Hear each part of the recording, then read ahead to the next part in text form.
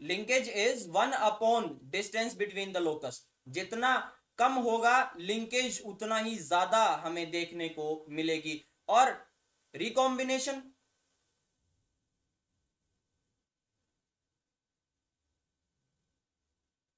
Is directly proportional to distance between the locus. So जितना ज्यादा distance होगा recombination उतनी ही ज्यादा देखने को मिलेगी। अब डिस्टेंस किसकी बीच की बात हो रही है? डिस्टेंस हो रही है बिटवीन द लोकस। ठीक है, लोकस के बीच की बात। क्लियर है जी? कोई प्रॉब्लम?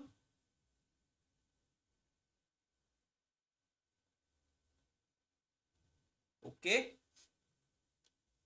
लिंकेज एंड रिकॉम्बिनेशन समझ में आ गया? कोई अभी तक कोई प्रॉब्लम नहीं है? ठीक है। अब आती है इसके क्रॉस की, और क्या हुआ था क्रॉस में, इसने किया क्या था, इसने क्या डिपेक्ट करने की कोशिश करी थी। सो यहां पर दो क्रॉस है, क्रॉस ए और क्रॉस बी। एक तो जल्दी से मेरे को देखकर ये बता दो कि ये वाई और एम ये कौन सी जीन्स को शो कर रहे हैं? वाई, ओ सॉरी, वाई और डब्ल्यू,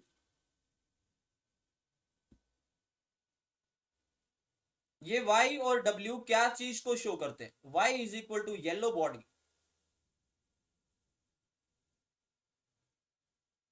दूसरा क्या है? W which is white eye. Yellow body and white eye. अब देखने वाली चीज यहां पर यह है कि एक क्रोमोसोम के ऊपर तो ये चीज देखी गई कि ये जीन्स जो हैं वो प्रेजेंट हैं। यस, बिल्कुल ठीक है। और एक जीन, एक क्रोमोसोम, उसके ऊपर ये जीन प्रेजेंट नहीं है। तो ये जो क्रॉस है ये कब बनाया गया था? ये क्रॉस मॉर्गन ने तब बनाया था जब उसे इस बात का पक्का हो गया था कि ये जो जीन्स हैं ये एक्स क्रोमोसोम के ऊपर प्रेजेंट है। ये क्रॉस उसने तब बनाया था जब उसने ये पक्का कर लिया कि ये जो जीन्स हैं ये सिर्फ और सिर्फ एक्स क्रोमोसोम के ऊपर प्रेजेंट है। तो ये क्रोमोसोम कौन सा है? This is Y chromosome. ठीक है, इसमें आपको दो चीजें देखने को मिल रही हैं। पहला, इसके अंदर फीमेल और एक इसके अंदर मेल। फीमेल के ऊपर दो क्रोमोसोम आपको देखने को मिले, एक ये रहा और दूसरा ये रहा। मेल के ऊपर भी दो क्रोमोसोम है, बट एक क्रोमोसोम पे जीन्स हैं, दूसरे क्रोमोसोम पे जीन नहीं है। तो जिस पे जीन है वो है एक्स क्रोमोसोम और दूसरा है वाई क्रोमोसोम। और Y chromosome is always empty in case of these three gene, जिनके बारे में मैंने आपको बिल्कुल स्टार्टिंग में बता दिया था। वो जीन्स जो आई कलर की हैं, वो जीन जो बॉडी कलर की हैं, वो जीन जो विंग के साइज की हैं, वो वाई क्रोमोसोम के ऊपर प्रेजेंट नहीं होती। तो ये चीज बताई कैसे थी मॉर्गन ने, उसको हम पढ़ेंगे इस ग्राफ की हेल्प से। ठीक है ना, उसे पता नहीं था, ही नेवर न्यू। सबसे पहले करवाया जाता है पेरेंटल क्रॉस, हमेशा पेरेंटल क्रॉस होता है। बात कब की कर रहा हूं मैं? ये 1909 में इसने एक फीमेल को देखा जिसके अंदर व्हाइट कलर की आंखें थी और जिसकी बॉडी जो है वो येलो कलर की थी। तो इसने येलो व्हाइट जो फ्रूट फ्लाई थी, फीमेल येलो व्हाइट, उसको वाइल्ड टाइप यानी डोमिनेंट मेल के साथ क्रॉस करवाया। ठीक है, डोमिनेंट मेल के साथ क्रॉस करवाया। डोमिनेंट मेल के साथ अगर इसे क्रॉस करवाया जाता है तो exchange X X X Y, जब भी इनसे नया ऑर्गेनिज्म प्रोड्यूस होगा तो ये जो एक्स है, जो मेल के पास एक्स है विच वॉज डोमिनेंट, ठीक है, मेल के पास जो एक्स है वो क्या है? डोमिनेंट है। और फीमेल के दोनों एक्स क्या है? हाइब्रिड।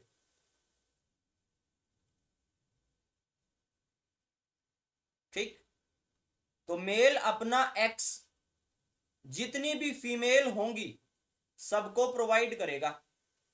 और फीमेल की तरफ से जब भी आएगा वो हमेशा हाइब्रिड एक्स ही होगा। तो डोमिनेंट अगर है तो कैरेक्टर कौन देगा? ये डोमिनेंट एक्स। अब फीमेल जब ये अपना एक्स देगी और मेल प्रोड्यूस होगा, उस टाइम फीमेल की तरफ से जो भी एक्स आए वो हाइब्रिड ही होगा, एंड स्मॉल एक्स वाई, ये कंडीशन बन जाती है। तो यहां से एक लड़की यानी फीमेल ड्रोसोफिला और एक लड़का यानी मेल ड्रोसोफिला ये पैदा होते हैं। मेल ने अपना डोमिनेंट जो है वो फीमेल को दे दिया, मेल ने अपना डोमिनेंट एक्स अपनी डॉटर को दे दिया, फीमेल ने अपना हाइब्रिड अपने बेटे को दे दिया यानी मेल ड्रोसोफिला को दे दिया। इसको क्या बोलते हैं? This is known as criss cross inheritance. Criss cross inheritance when father is responsible for the genetics of daughter and mother is responsible for genetics of the son, इसे क्या बोलते हैं? This is known as criss cross inheritance. ये काफी ज्यादा important है और आपके पेडिग्री में बहुत बड़ा रोल है इसका। किसका? क्रिस क्रॉस इनहेरिटेंस का। इसी बेसिस पे आप पता लगाएंगे कि जो पेडिग्री है वो एक्स लिंक्ड है, ऑटोजोमल है, वाई लिंक्ड है, ऑटोजोमल रिसेसिव है या एक्स लिंक्ड रिसेसिव है। समझ लो इस बात को, पेडिग्री में बहुत इंपॉर्टेंट रोल आएगा इसका। दिस इज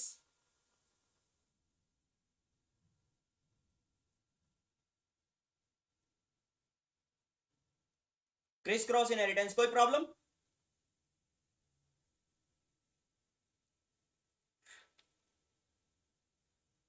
दोबारा बताऊं या क्लियर है?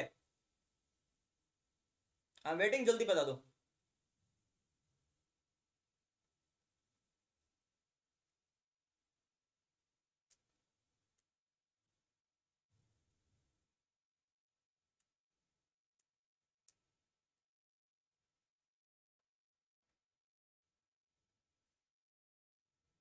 ठीक है चलो। तो अब बिल्कुल पहला था पेरेंटल क्रॉस। पेरेंटल क्रॉस से F1 प्रोजेनी प्रोड्यूस होती है। पेरेंटल क्रॉस से क्या प्रोड्यूस होता है? F1 प्रोजेनी प्रोड्यूस होती है। सो पेरेंटल क्रॉस में F1 प्रोजेनी में जितने भी फीमेल थी वो सबकी सब वाइल्ड टाइप फिनोटाइप की थी, यानी डोमिनेंट फिनोटाइप की, और जितने भी मेल थे वो सारे हाइब्रिड फिनोटाइप के प्रेजेंट थे। यानी मेल ने अपना एक्स क्रोमोसोम दिया फीमेल यानी डॉटर को, फीमेल ने अपना एक्स क्रोमोसोम दिया मेल यानी के मेल ड्रोसोफिला नेक्स्ट प्रोजेनी में। ठीक है, कोई प्रॉब्लम? यहां से क्लियर होता है कि जब पेरेंट्स के अंदर, जब पेरेंट्स के अंदर फीमेल हाइब्रिड है, डोमिनेंट कौन है? मेल। नेक्स्ट कंडीशन में F1 प्रोजेनी के अंदर फीमेल डोमिनेंट हो जाती है, मेल हाइब्रिड हो जाते हैं। इसका मतलब यह है कि कहीं ना कहीं ये चीज किससे जुड़ी हुई है?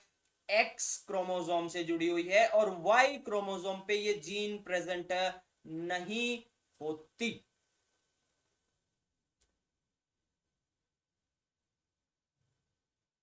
ठीक है, वाई क्रोमोसोम पे ये जीन प्रेजेंट नहीं होती।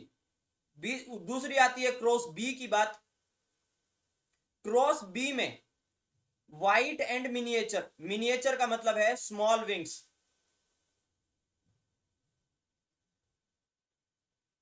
यानी यहां भी कौन हाइब्रिड है? फीमेल हाइब्रिड है। और दूसरी कंडीशन मेल की, जहां पर वाइल्ड टाइप प्रेजेंट है, कंडीशन वाइल्ड टाइप 4। अब ये वाइट क्या है? आई कलर, और ये W प्लस क्या है? This is red eye colour. M plus क्या है? Large wings.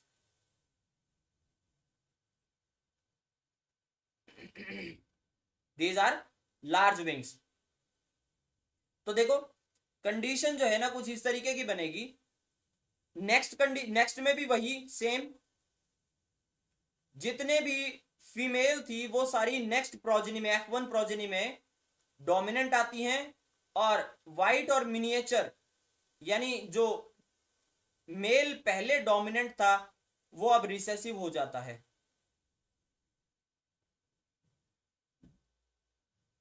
ठीक है, अभी पेरेंटल क्रॉस की बात करें या पेरेंटल टाइप की बात करें तो पेरेंटल टाइप कंडीशन क्या होती है? देखो, पेरेंटल टाइप का मतलब होता है जब भी कोई प्रोजनी अपने मदर या फादर की तरह दिखती है exactly same, that is parental type.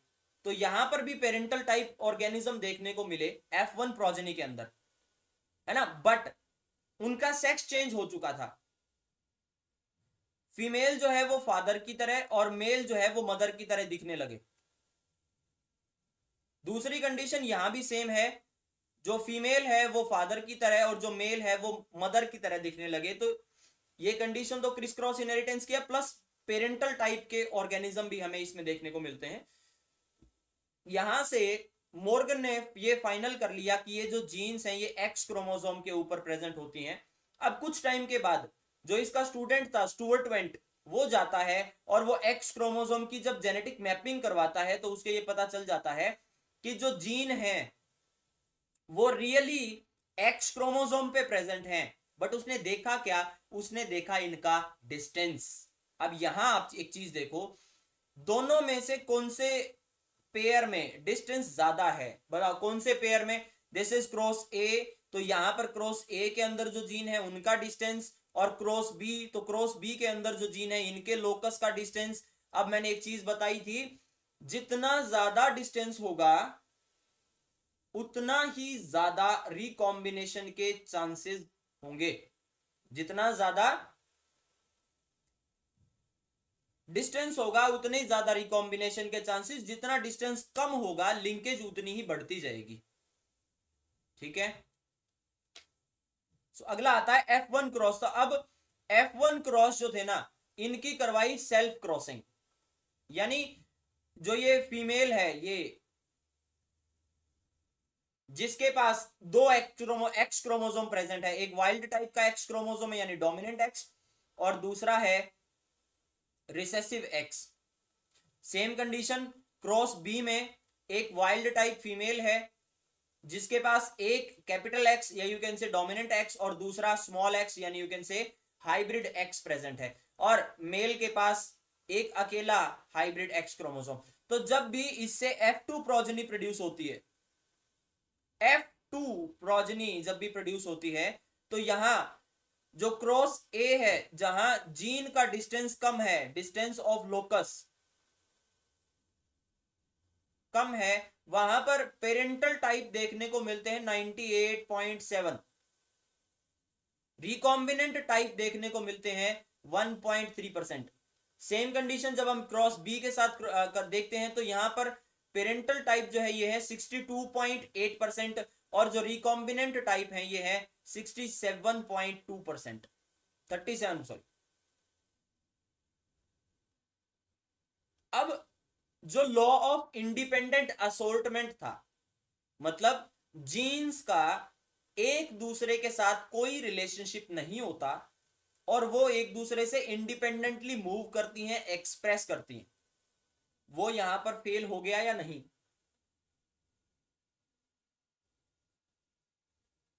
तो एक बार हम रेशियो निकाल लेते हैं। जो मेंडल का क्रॉस था ना 9:3:3:1, किसका?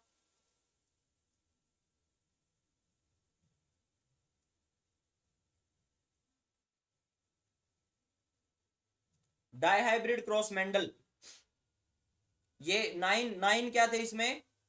कंप्लीटली डोमिनेंट यानी राउंड एंड येलो। ये तीन क्या है इसके अंदर? These are round and green. ये तीन क्या है? ये है रिंकल्ड और येलो। और ये एक क्या है? These are completely recessive, wrinkled and green. So percentage अगर हम निकालेंगे तो टोटल प्लांट्स कितने थे? 16। हम निकालते हैं सबसे पहले डोमिनेंट टाइप, इसकी रेशियो कितनी बनेगी? इंटू कर दो 100।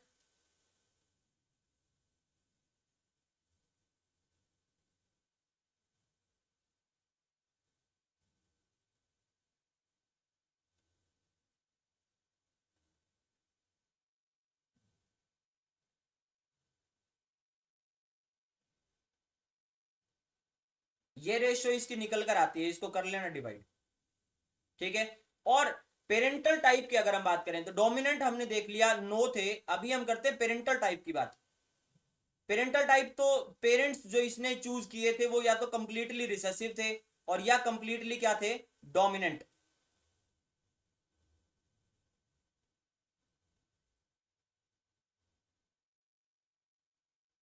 तो हम इसमें से दो उठा लेते हैं, जो अपने डोमिनेंट पेरेंट की तरह कैरेक्टर दे रहा था और जो अपने रिसेसिव पेरेंट की तरह कैरेक्टर दे रहा था।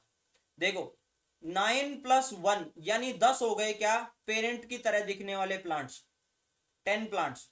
अब ये 10 प्लांट जो है इनका निकालते हैं हम रेशियो, टोटल आउट ऑफ 16 इतने इंटू 100,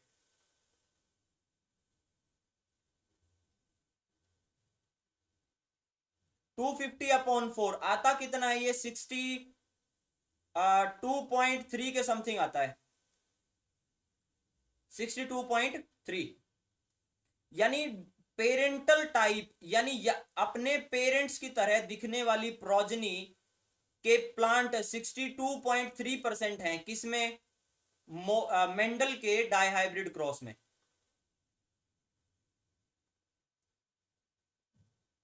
याद रखना इस रेशियो को एक बार के लिए, 62.3 क्रॉस ए, ये भी डाइहाइब्रिड क्रॉस ही है, बट यहां पर पेरेंटल टाइप कितने हैं, 98.7। अगर मेंडल हर जगह पर सही होता तो यहां पर भी रेशियो क्या आनी चाहिए थी, 62.3 आ जाती, 4 आ जाती, 5 6 7 8 कुछ भी आ सकती थी, बट यहां आया कितना, 98.7। यानी मेंडल का जो डाइहाइब्रिड क्रॉस था वो हर जगह अप्लाई नहीं हो रहा, और वो एप्लीकेशन कहां नहीं होती, वो वहां नहीं होती एप्लीकेशन जहां पे डिस्टेंस बिटवीन द लोकस जो है वो कम होता है। क्लियर है ना जी। अब सेकंड कंडीशन, यहां पर डिस्टेंस बिटवीन द लोकस ज्यादा है, तो मेंडल की रेशियो के बिल्कुल आसपास रेशियो आप लोगों को देखने को मिल जाती है, ये 62.8% मिलता है ना, 62.8% और 62.3%। क्या है, कंपैरेटिव तो है, यहां पर तो 62.3% तो मेंडल की रेशियो थी सेम डाइहाइब्रिड क्रॉस में, और मॉर्गन की रेशियो आती है सेम डाइहाइब्रिड क्रॉस में 98.7। यानी यहां पर पेरेंटल टाइप ज्यादा है। पेरेंटल टाइप ज्यादा क्यों है, क्योंकि जीन जो है वो रिकॉम्बाइन नहीं हो रही, जीन रिकॉम्बिनेशन नहीं हो रहा। रिकॉम्बिनेंट टाइप है 1.3, तो रिकॉम्बिनेंट टाइप की रेशियो कितनी आनी चाहिए थी, 62.3 माइनस कर दो 100 में से, कितना आता है ये, 37.7%। यानी रिकॉम्बिनेंट टाइप जो मेंडल का था वो था 37.2%, 37.7%। यहां पर कितना आता है, क्रॉस ए में 1.3%, 1.3% आना कितना चाहिए था, अगर मेंडल की बात हर जगह पर सही होती तो 37.7 आना चाहिए था, आया कितना, 1.3। यही चीज जो थी मॉर्गन को खटक रही थी कि क्यों ऐसा हो रहा है कि रिकॉम्बिनेंट टाइप जो मुझे सिर्फ बहुत ही ज्यादा कम देखने को मिलते हैं, ठीक है, 1000 में से सिर्फ 13 ऐसे ड्रोसोफिला थे, 1000 में से सिर्फ 13 ऐसे थे जो अपने पेरेंट से कुछ ना कुछ अलग दिखते हैं। पेरेंट के पास या तो डोमिनेंट कंडीशन है या तो रिसेसिव कंडीशन है, बट यहां पे एक जो है डोमिनेंट एलील है और एक रिसेसिव एलील है।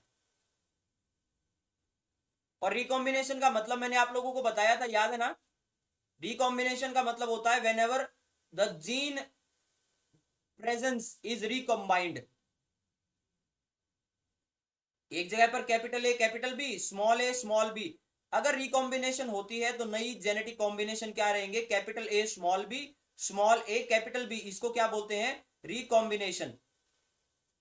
यहां देखने को मिल रही है रिकॉम्बिनेशन, बट परसेंट कितना है, सिर्फ 1.3। सो इसका मतलब यह था कि मेंडल की बात जो है वो पी प्लांट के लिए तो ठीक थी, बट हर जगह पर अप्लाई नहीं हो सकती, ठीक है।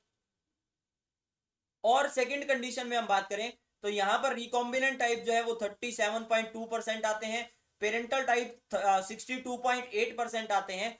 आना कितना चाहिए था? 37.7, यानी कंपेयर कर सकते हैं, यानी हम इसको बराबर रख सकते हैं, मोर मेंडल के डाइहाइब्रिड क्रॉस के बराबर हम इसको रख सकते हैं। ठीक है, और इन दोनों क्रॉस की और इन दोनों क्रॉस की रेशियो के बीच में ये जो इतना बड़ा डिफरेंस देखने को मिला है, इसका कारण क्या था? इसका कारण जो है वो स्टुअर्ट वेंट ने बताया था जब उसने करवाई थी जेनेटिक मैपिंग। और मैपिंग में उसने एक तो चीज देखी, एक्स क्रोमोसोम। इस एक्स क्रोमोसोम के ऊपर कहां प्रेजेंट? एक जीन तो यहां प्रेजेंट है, ये किसके लिए है?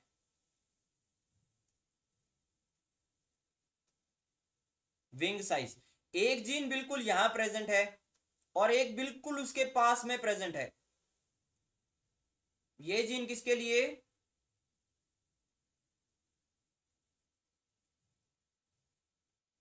आई कलर के लिए। और तीसरी जीन किसके लिए? ये है बॉडी कलर के लिए। तो तीन जीन्स आप लोगों को देखने को मिली। अब अप्लाई कर दो बिल्कुल स्टार्टिंग की जो स्लाइड थी। रिकॉम्बिनेशन के चांसेस इन दोनों जीन्स के बीच में से ज्यादा हैं या इन दोनों, और या यहां से कहीं से? बताओ, रिकॉम्बिनेशन के चांसेस इस एरिया में से ज्यादा हैं या इस बहुत छोटे से इन दोनों जीन्स के बीच में से? हो गया, कभी ना कभी तो हो ही जाएगा। इसी वजह से रेशियो जो है वो क्या आती है? सिर्फ और सिर्फ 1.3% रिकॉम्बिनेंट टाइप। ठीक है, क्लियर हो गया ये मामला? मॉर्गन का जितना भी ग्राफ था सारा का सारा कंप्लीट है ना? तो ये था उसका एक्चुअल वर्क। उसका एक्चुअल वर्क जो है वो हजारों की तादाद में था, यानी 1000 ड्रोसोफिला प्रोड्यूस हो रहे हैं, 2000 ड्रोसोफिला प्रोड्यूस हो रहे हैं, उसमें से 700 अलग तरीके के मिलते हैं, 600 अलग तरीके के मिलते हैं। अब यहाँ हम रेशियो के हिसाब से बात कर रहे हैं, तो परसेंटेज के हिसाब से बात कर रहे हैं, तो परसेंटेज के हिसाब से हमें देखने को यही चीजें मिलती हैं। और क्रॉस ए और क्रॉस बी के बीच में डिफरेंस क्या है? सिर्फ इतना ज्यादा, यानी रेशियोज के बीच में इतना ज्यादा डिफरेंस आने की रीजन क्या है? वो है डिस्टेंस बिटवीन द लोकस।